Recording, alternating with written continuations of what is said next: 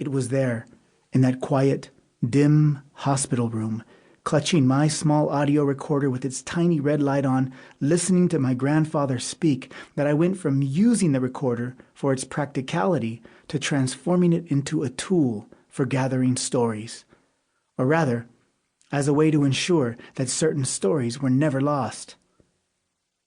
It is in this spirit that the telling of the plane wreck at Los Gatos Canyon, and how the song of the same name, which carried its message the world over, has been uncovered after nearly 7 decades. While the telling itself is true, its loyalty is not to people of fact, but rather to people of memory, which is to say all of us. In this way, it's inevitable that some rememberings will contradict other rememberings. If several people witness the same tragedy and offer opposing accounts, whose version is the most accurate? In this case, perception is truth.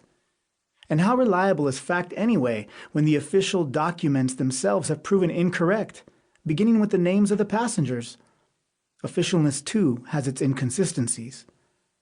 To stumble upon a plane crash is to stumble upon the fragmented and broken shards of stories, and to have faith that from these clues our own glaring humanity offers enough light to fill in the unknown. The facts of what occurred on that day are not, nor have they ever been, the purpose of this book. This telling is not interested in the calculable details, but rather in the testimonies themselves from the people whose lives were touched directly in incalculable ways. How a tragedy and a song had a profound and lasting effect on the people who lived it.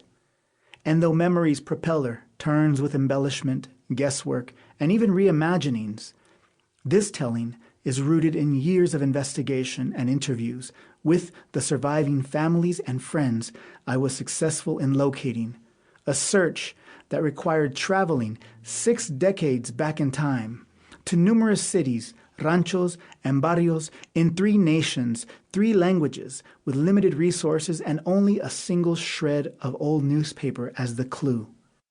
In the end, of the 32 passengers reported to be on that airplane, I managed to locate the families of 7.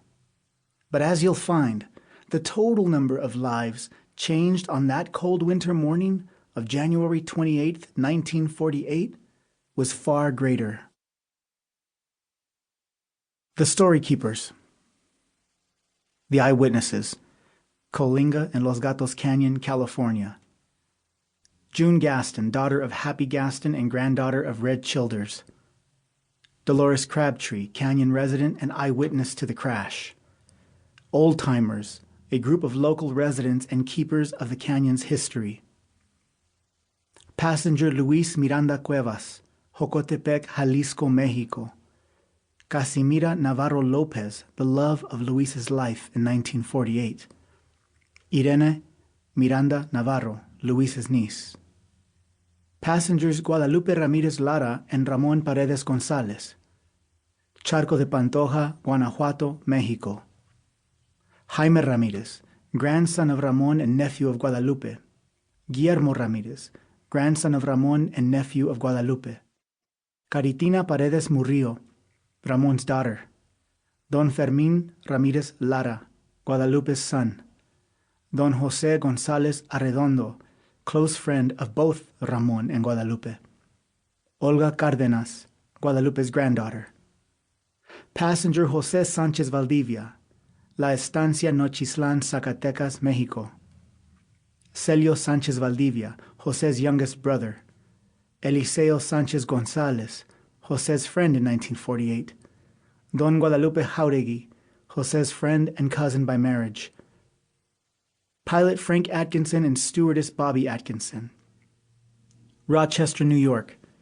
Helen Atkinson, Frank's sister and in-law to Bobby. Mary Lou Atkinson, Frank's sister and in-law to Bobby.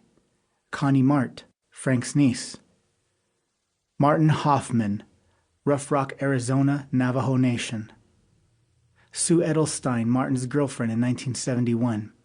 Pete Seeger, musician and friend of Martin's.